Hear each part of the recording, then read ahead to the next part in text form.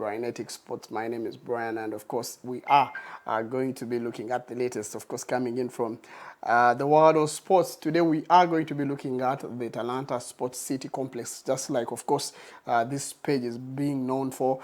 We are looking at infrastructure all the way in Kenya, Uganda, and Tanzania on road to the 2027 African Cup of Nations. We are going to be comparing, of course, looking at the stadium in Kenya, Tanzania, and of course what lessons are there to learn, especially from these projects. It was announced earlier this month, 60,000 seater. That is what, of course, the groundbreaking was all about.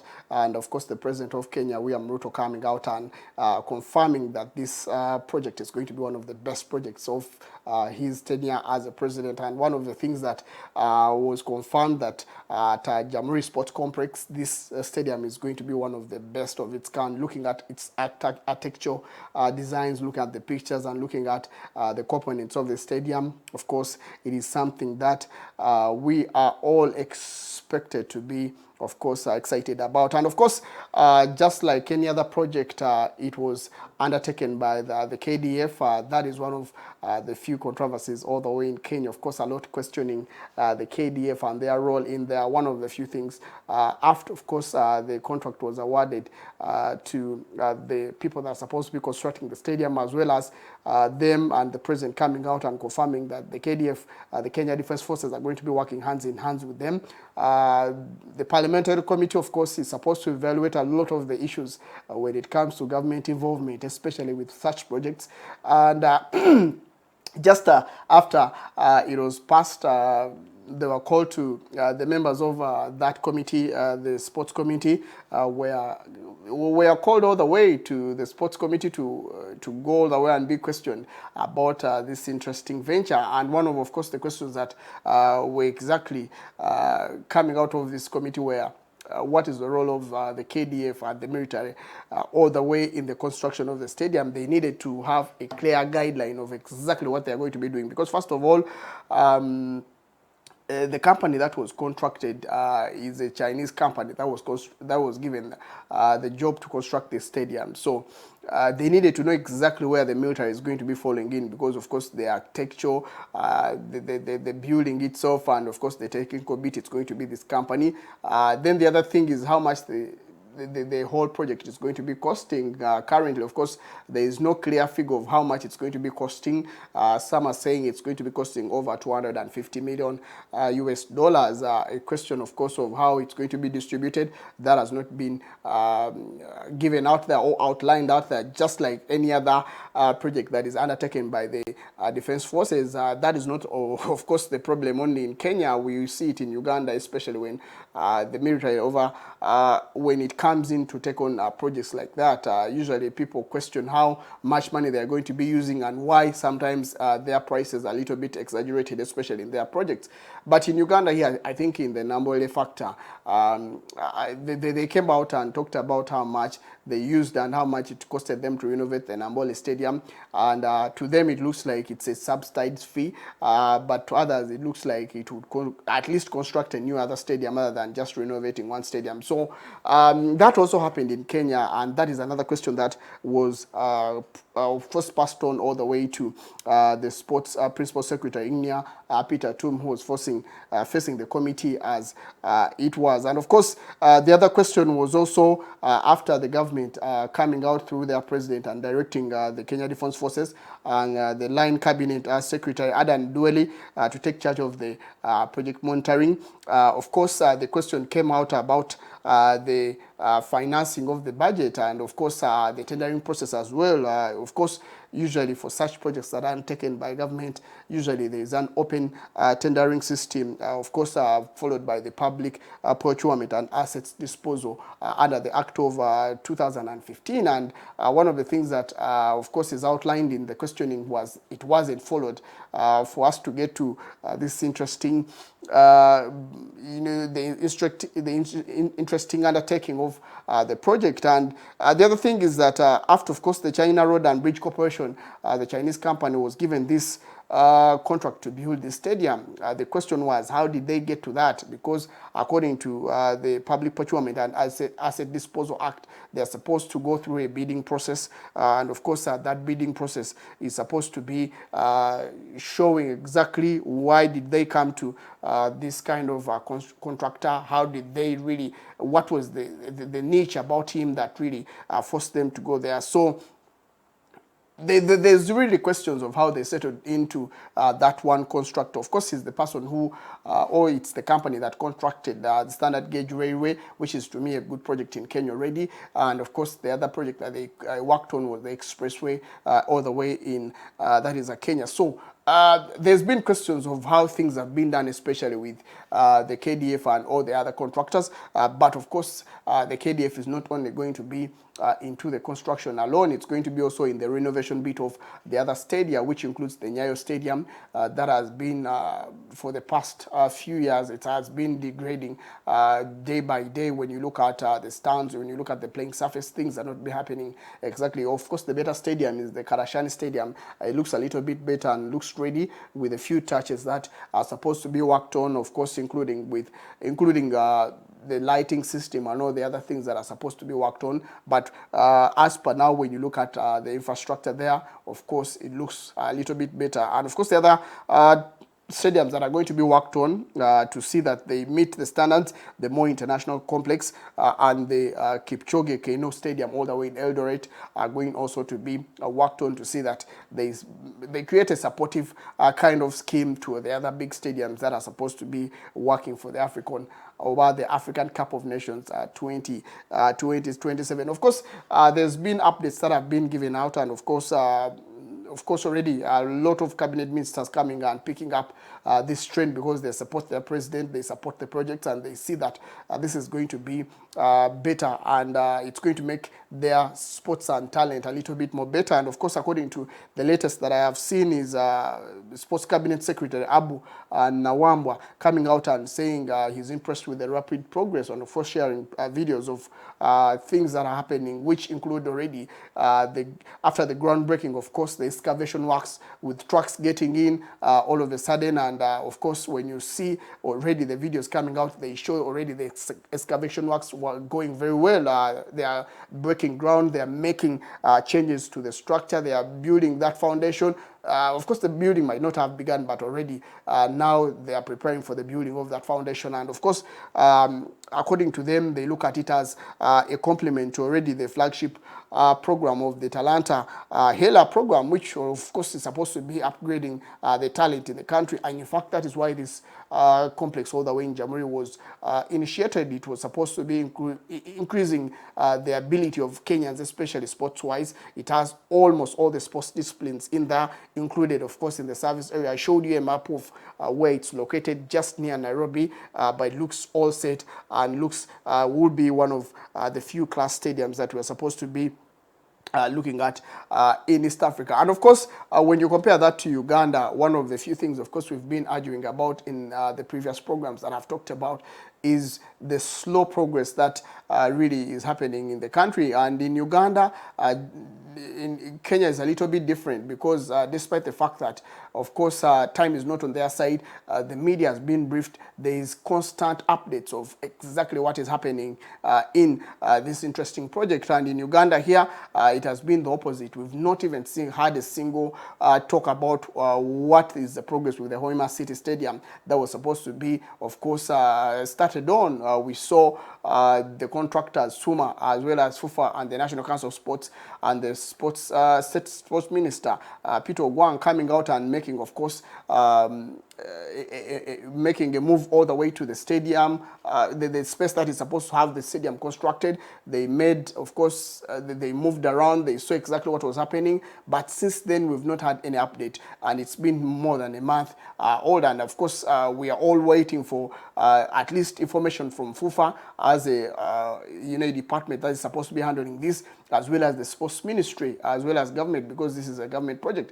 But that really makes it a little bit worrying, especially if you need to beat a deadline like next year, 2025. You need a few months to make this all happen. So if we don't get constant updates from the people that are supposed to be giving these updates, then it shows you that there's something that is not moving right, and that is where Kenya differs, because ever since this groundbreaking was done earlier this year, we've been having, in fact, President Ruto came out and talked about how he's going to be monitoring this project on a 3-month basis, himself getting there, seeing exactly what is going to be done, and of course the ministry as well as the other people from government are going to be doing at least a 3 weeks or 2 weeks kind of evaluation process. So the question would be, why are we not doing this as a country? To me, it goes back to the will as well as the individuals that are involved in this undertaking, which includes FUFA, which includes the sports ministry. Why are we getting silent on the matters that really are supposed to be very essential, especially in the construction of the stadium? Because one of the few things that can really make a project a success is PR, public relations. How do you relate with the people, the media that really are going to make the individuals in the country and the people, the general public, how are they going to get satisfied with this project if you don't give them 100% information? You need them to be on your side by making them excited, by making them in the know, leaving them in the know, because silence sometimes creates uncertainty. And to me, that is where we need to be looking at as a nation. We need to learn from the countries around us, how they are doing their stuff, how do they take on projects. Of course, the challenges in Kenya are not different from the challenges in Uganda. When you look at the political opposition coming out and talking about how these projects are undertaken, especially by the KDF, the Kenya Defense Forces, there is a lot of opposition in the way things are done. They don't like the way the government takes on infrastructure, especially when you look at now all the projects, the expressway, the standard gauge railway, and all the other facilities are all products of the previous regime. So the question is William Ruto under, of course, he's been under there for 2 years now. He's not showed any substantial kind of progress, especially in this infrastructure in there. So they are questioning whether he has the political will as well as the ability to undertake these projects and complete them the way they're supposed to be completed them. But of course, that the issue about doubts is supposed to be something that you need to get used to, because people will always question the ability of any government or the ability of any individual to complete a project. But it's about the person undertaking the project to prove them wrong, and I think the government itself has to prove them wrong when you look at the way things are done. But now looking at, of course, that stadium, it's going to be, like I told you, a 6-seater stadium. And of course, it has a total built area of 98,150 square meters. It has outdoor training facilities to include a standard athletics track that is supposed to be, of course, like I told you, inside the stadium itself. That was excluded, so you don't have a track inside the stadium. It's typically a football and rugby stadium, and of course a standard football pitch, and that will be shared, of course, with rugby, because Kenya as a nation is so much known for its attributes, of course, in the rugby section. So you need to create something that will give them something better. And of course, when you look at the roof itself, it's going to be 54 meters to the highest point of the roof. It's going to be having a parking capacity of 3,000 vehicles. It's going to be, of course, like I told you, construction has already begun. The employer is the Ministry of Defense, jointly with the Ministry of Youth Affairs, Creativity and Economic Sports. And of course, like I told you, the contractor is going to be the China Road and Bridge Corporation. And of course, when you hear the things about the stadium, the comparisons to Wembley, the comparisons to the Emirates Stadium and all the other stadiums, how it's going to be having, of course, the LED lights. The design itself is truly Kenyan. It has the Kenyan bit about it. The LED screens that are going to be all around the stadium showing the players, the history and all that. It is all interesting, and we really would want to see it. In fact, when you ask me, the two stadiums that are supposed to be hosting either the opening game as well as the final game, of course, it's going to be a choice between the Talanta Sports City Stadium as well as the Benjamin Mkapa Stadium, because they are the two most advanced stadiums that we have in East Africa right now. When you compare that to Uganda, of course, Mandela National Stadium looks like a stadium that is being renovated better, but looks like having old technology. Looks like the old design itself. It doesn't look advanced in any way, and of course, to me, that does not create the appeal. So we need to learn, of course, as a nation, to elevate our talents, especially when we are going to be competing with other nations, with the audience that is coming our way. The only thing that we can do better currently is, of course, to undertake at least one, because when you look at what the government said through the ministry and talking about how they are going to be building the Kibwa Stadium, and then of course after that they had talked before about the Hoima City Stadium. It's two projects that are huge, and of course under the pressure from the local people all the way in Lira. Two projects that have been undertaken, and they are very expensive projects already. The only benefit from the Kibwa Stadium construction is that the contractors already have a fund available for them to start the work already without even asking government for the first installment. But for Suma, I think it might be a different way around, and I don't really think that the stadium will be up to date. I don't really think it will catch the deadline, not because I'm being a negative person, but looking at the way things are happening and looking at the country that I know as Uganda, things will not happen the way we expect them to happen. So I really expect a disappointment, especially to when it comes to that stadium in Hoima. I'm not really making the Hoima people a little bit worried, but that is the reality on the ground. We've tried reaching out to all the people that are in FUFA that are supposed to give us the information that is supposed to be happening, especially around this, and everyone has gone mute. So it shows you something, that something is not really right. Maybe the government went into this undertaking and it realized that it's going to be more of an expensive project or an unrealistic project for it to kind of like fulfill. So, and they change their mind out there. They are looking for options, better options that really will bring the people out there not to get worried or get a little bit uneasy with the way they have made the decisions. And of course, sometimes we have all these regional pressures that come in. People from Hoima are fighting to see their stadium in there. The people from Bara are not happy. The people from Masaka are not happy. The people from Karamoja are not happy with the decisions. The people from Arua are not happy. The people from Lira are not happy. So the government tries to balance those regions politically, not sports-wise, because politically this is where the gains are going to be. So I don't know exactly what is going to be happening, but that is what is happening in there. The lessons to learn is the slow progress is killing infrastructure in Uganda. Countries like Kenya, when they decide to do things despite the challenges they face, despite the questioning, despite the political opposition they face, they undertake, they don't wait for projects to just lag around. They make it a point that they begin the process as soon as possible, and they meet at least, even if the construction fails at a certain point, they've shown that they were willing to do it. And that is not the same to Uganda, and Tanzania as well has undertaken infrastructure development on a very key basis. So we need to learn from them, and that is how we can develop our sports and all the other infrastructure that we have in the country. Thank you so much for being part of this show. You can, of course, leave a comment as well as share with different people out there. We can, of course, make it a point every single day to give you the latest news coming in from the world of sports. My name is Brian. I think I will say goodbye for now. Stay safe. Bye-bye.